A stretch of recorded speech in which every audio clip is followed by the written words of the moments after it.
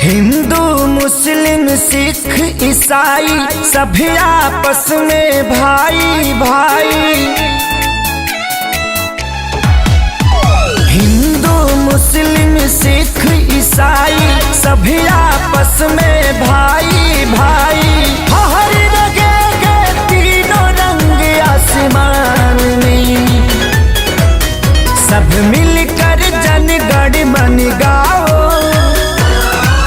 इस तिरंगे के सम्मान में।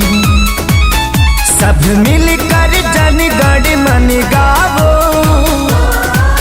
इस तिरंगे के सम्मान में।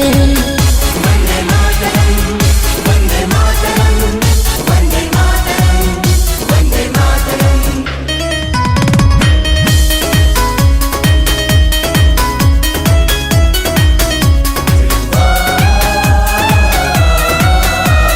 जिन लोगों ने दी कुर्बानी उनका हम पर कर्ज है।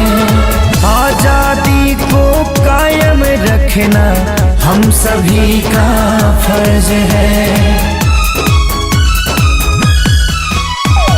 इसकी लहर में माँ की ममता बूढ़े बाप की सीख है। मासूम बच्चों की किलकारी विधवाओं की चीख है।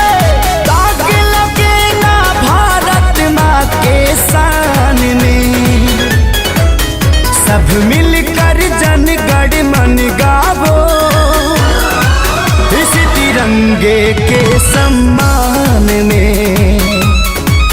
सब मिल